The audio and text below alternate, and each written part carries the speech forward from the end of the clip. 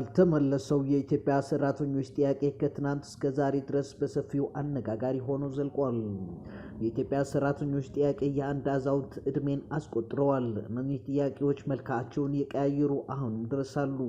ከፊሎቹ ጥያቄዎች ምላሽ ሲያገኙ፣ ቀሪዎቹ አሁንም ድረስ እንደ አዲስ እየተጠየቁ ይገኛሉ። በአጼ ኃይለሥላሴ ዘመነ መንግስት እንደተጀመረ የሚነገርለት የሰራተኞች ጥያቄ ምን ይዘት ነበራቸው? እስካሁን ድረስስ መልስ ያገኙ የትኞቹ ናቸው?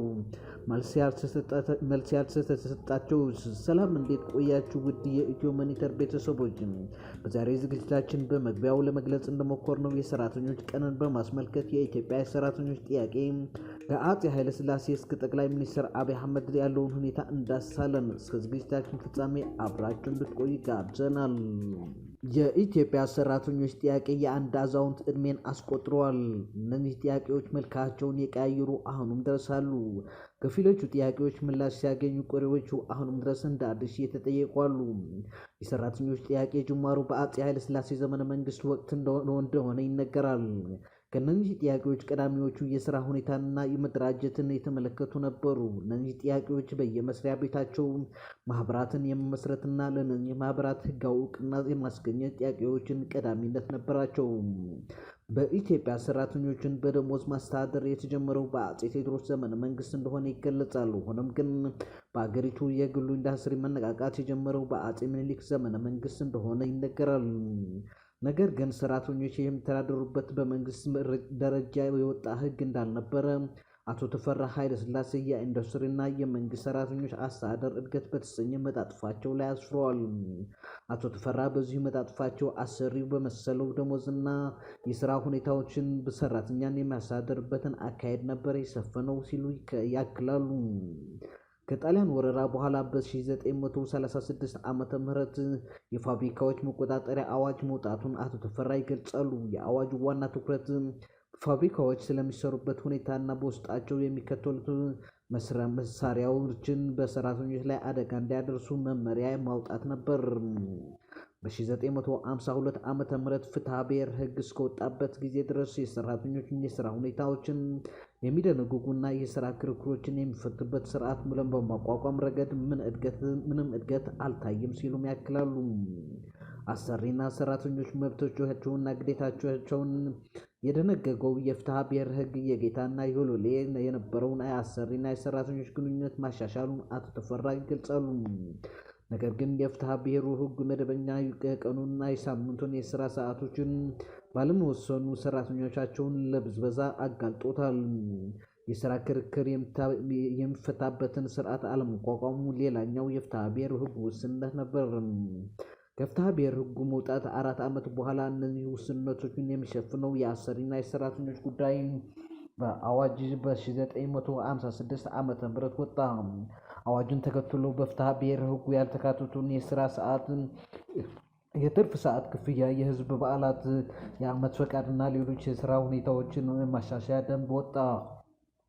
የአሰሪና ሰራተኞች አዋጅ በሰራተኞች ማህበራትን በተመለከተም ትልቅ ለውጥ ያመጣ ነበር። የፍትሐ ብሔር ህጉ ሰራተኞች የስራ ማህበራት ማቋቋም እንደሚችሉ ቢደነግግም የማህበሩን ተግባራት ግን አልደነገገም ነበር።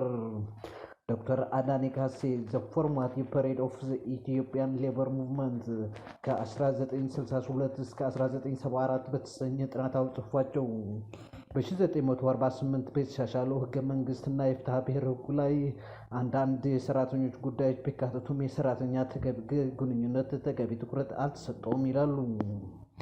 ህገ መንግስቱ ለሰራተኞች ማህበር የመቋቋም መብት ቢሰጥም የፍትሐ ብሔር ህጉ የሰራተኞች ማህበራትን እንደ ሌሎች ማህበራት ስለቆጠራቸው የአሰሪና የሰራተኛ ጉዳይ ድንጋጌ እስከወጣበት ጊዜ ድረስ የአሰሪና የሰራተኞች ማህበራት አልነበሩም። ከነዚህ ድንጋጌ በኋላ ግን በተለይ የሰራተኞች ማህበራት ተደራጅተው ህጋዊ እውቅና አግኝተው ለመመዝገብ አፍታም አልወሰደባቸውም። ይህን ተከትሎ የኢትዮጵያ ሰራተኞች አንድነት ማህበር ኢሰአማ ውልደቱን አገኘ። ድንጋጌው ሰራተኞች የሰራተኛ ማህበራትን የመመስረት መብት ከመስጠቱ በተጨማሪ ለሰራተኛ ማህበራት አመራሮች እንዲሁም ለሰራተኞች እኩል የመደራደር አቅምን ፈጥረዋል።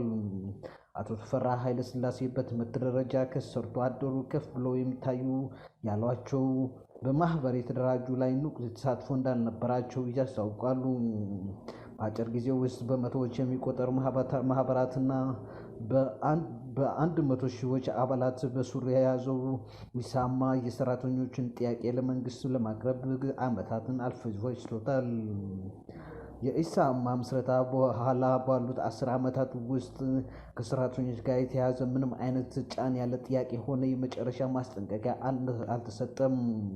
ከመንግስት በኩል በሰራተኞችና በማህበራት ላይ የሚያርፈውን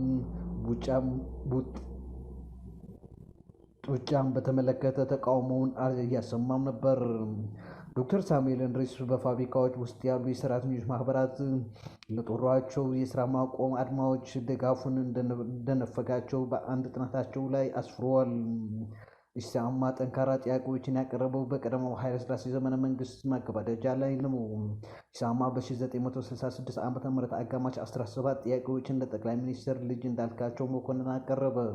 እነዚህ ጥያቄዎች ግን የሰራተኛው መብትና ጥቅም ላይ ያተኮሩ ብቻ አልነበሩም። ከአገሪቱ የፖለቲካ ትኩሳት ጋር የተያያዙ የማህበራዊና የኢኮኖሚ ጥያቄዎችም አካተዋል። ኢሳማ ካቀረባቸው ጥያቄዎች መካከል ዝቅተኛ የደሞዝ ወለል፣ የደሞዝ ማሻሻያ፣ የሰራተኛ ጡረታ ፈንድ ከገቢ ነፃ እንዲሆን፣ ያለ በቂ ምክንያት ከስራ መባረር እንዲቀር፣ አዲስ ማህበራትን መመስረትና የስራ ማቆም አድማ ማድረግ ይገኙበታል። ኢሳማ ለጠቅላይ ሚኒስትሩ በጻፈው ደብዳቤ የሰራተኛው መብትና ጥቅም እንዲጠበቅ በማለት በየጊዜው የተጠየቁት የሰራተኞች ጉዳዮች ምንም አይነት ውጤት ባለማግኘታቸው ለመጨረሻ ጊዜ ጥያቄ ማቅረቡን ያትታል። ኢሳማ ባስቀመጠው ቀነ ገደብ መሰረት ምላሽ ባለማግኘቱ ለ4 ቀን የቆየ የስራ ማቆም አድማ ተደረገ። በመጨረሻም ጠቅላይ ሚኒስትሩ መጋቢት 1 ቀን 1966 ዓ.ም ከኢሳማ ስምምነት ላይ ደረሱ። ሆኖም ጥያቄዎቹ በዚህ ያህል ጊዜ ለፓርላማ ይቀርባል፣ ይሄኛውም ጥያቄ በኮሚቴ ይታያል ከሚሉ ሽንገላዎች ውጪ ይሄ ነው የሚባል ተጨባጭ ምላሽ አልሰጠም። አፄ ኃይለ ሥላሴና መንግስታቸው ለሰራተኞች ጥያቄ ተገቢውን ምላሽ ሳይሰጡ የካቲት አብዮት እሳቸውንም ባለሟሎቻቸውንም ጠራርጎ ወሰዳቸው። የኢሳማ የ17 ጥያቄዎች ለሰራተኞቻቸው በቀጥታ ካስገኙት ጥቅም ይልቅ በቀጥታ ለስርዓት ለውጥ ያበረከተው ሚና የላቀ ነበር ይባላል። ደግሞ ጥያቄዎቻቸውም ከሰራተኞቻቸውን ብቻ የሚመለከቱ ሳይሆን ከሌሎች የህብረተሰቡ ክፍሎች ፖለቲካዊ፣ ኢኮኖሚያዊና ማህበራዊ ጥያቄዎች ጋር ተደባልቀው የቀረቡ ነበር። ከ50 ዓመት በፊት የፈነዳውን አብዮት ተከትሎ 4 ኪሎ ቤተ መንግስት የገባው ወታደራዊ መንግስትም የሰራተኞችን ጥያቄ ያስተናገደበት አኳኋን ከእጅ ይሻላል ዶማ አይነት ነበር። የቀድሞው የኢሰማኮ ፕሬዚዳንት አቶ ዳዊ ኢብራሂም በጠቅላላው የሰራተኛ ማህበራት አጠቃላይ መብቶቻቸውን ክፉኛ የተጣሱበት ሁኔታ ነበር ይላሉ። አቶ ዳዊ አክሎም የሰራተኞቹ እንቅስቃሴ ላይ በደርግ ጊዜ አንዲት ጸጋ ብቻ ናት የነበረችው፣ ይህም የሰራተኞች ማህበራቱ ቁሳዊ የሆነ መሰረት ጥሏል ሲል ያክላሉ። የኢትዮጵያ ህዝቦች አብዮታዊ ፓርቲ ኢህአፓ አመራር የነበሩት አቶ ክፍሉ ታደሰ የደርግና የሰራተኛው እንቅስቃሴ በቅራኔ የተሞሉ ነበር ይላሉ። ለዚህም በማሳያነት የሚያነሱት የሰራተኞች ማህበራት ለሚጠይቋቸው ጥያቄዎች የደርግ ምላሽ በመሳሪያ የታጀበ መሆኑን ነው። ዶክተር ሳሙኤል እንድሪያስ ከአብዮቱ በኋላ ባሉት ጥቂት ዓመታት በተለያዩ መስሪያ ቤቶች የሚገኙ ሰራተኞች የስራ ማቆም አድማ ማድረጋቸውን ያነሳሉ። ከ1967 እስከ 1969 ባሉት 3 ተከታታይ መስከረሞች የስራ ማቆም አድማዎች በተለያዩ የስኬት ደረጃዎች መደረጋቸውን፣ ነገር ግን አንዳቸውም ግን በ1966 ዓ.ም የካቲት መጨረሻ ከተደረገው ጋር አይስተካከሉም ይላሉ። የወታደራዊ መንግስት አጸፋም የከፋ እንደነበረ የሚገልጹት አጥኚው በ1967 በተሞከረው የስራ ማቆም አድማ ምክንያት 100 ሰዎች መገደላቸውና 1600 ሰዎች መታሰራቸውን ጽፈዋል። ዶክተር ሳሙኤል ትሬድ ዩኒየን ሪሰርቸርስ ኢን ኢትዮጵያ በተሰኘው ጥናታዊ ጽሑፋቸው በወታደራዊ አስተዳደር የሰራተኞች ደሞዝ ላይ ይሄ ነው የሚባል ለውጥ እንዳልነበረው አስፍረዋል። የኢትዮጵያ ሰራተኞች ከ4 አስርት ስርዓቶች በኋላም ከ60 ዓመታት በፊት ለጠየቋቸው ጥያቄ ምላሽ አላገኙም። የኢትዮጵያ ሰራተኞች ማህበራት ኮንፌዴሬሽን ኢሰማኮ አሁንም ዝቅተኛ የደሞዝ ወለል እንዲወሰን እየጠየቀ ነው። የአገሪቱ የፖለቲካና የኢኮኖሚ ሁኔታዎች ጉልህ መሻሻል ቢያሳዩም የሰራተኞች ጥያቄ ግን አሁንም ባለበት እየረገጠ ነው። የኢሰማኮ ፕሬዚዳንት አቶ ካሳሁን ፎሎ የሰራተኛ ማህበራትን ማደራጀት ትልቅ ተግዳሮት እንደሚገጥማቸው ይናገራሉ። አቶ ካሳሁን ብናደራጅም ባደራጀነው ማግስት ይፈርሳል። አደራጅተን ስንወጣ መሪዎች ይባረራሉ። እነሱን ወደ ስራ ለማስመለስ ፍርድ ቤት እንመላለሳለን ሲሉ በምሬት ይናገራሉ። የአቶ ካሳሁን አማካሪ የሆኑት የቀድሞ የኢሰማኮ ፕሬዚዳንት አቶ ዳዊን በተመሳሳይ ዛሬም ሰራተኞችን ለማደራጀት እጅግ በጣም አስቸጋሪ ነው። ይሄ ሁሉ ህግ እያለ ማደራጀት አትችልም። ከተደራጀ በኋላ ይፈርሳሉ። ከተደራጀ በኋላ ማህበሩ መሪ ይባረራሉ ይላሉ። ኢሰማኮ ሰራተኞችን ለማደራጀት ችግር የሚገጥመው ከቅርብ ጊዜው ወዲህ በተቋቋሙ ኢንዱስትሪ ፓርኮች ውስጥ ነው። አቶ ዳዊ የሐዋሳ ኢንዱስትሪ ፓርክ ሰራተኞችን ለማደራጀት 5 ዓመት ነው የፈጀው ሲሉ ይናገራሉ። በተመሳሳይ አቶ ካሳሁን ፎሎ ዱኮም ኢንዱስትሪ ዞን ውስጥ 103 ድርጅቶች አሉ። እዚያ ውስጥ አንድም ሰራተኛ ማህበር አልተደራጀም ይላሉ። ዝቅተኛ ደሞዝ ወለል ሊወሰን የሚለውን ጥያቄ የተነሳው በ1966 ዓ.ም ነው። የአፄ ኃይለሥላሴ መንግስት ቦርድ ተቋቁሞ ይወሰናል ነው ያለው። ነገር ግን ዛሬም ቦርድ ተቋቁሞ ይወሰናል ያለ ነው ሲሉ አቶ ዳዊ በምሬት ይገልጻሉ።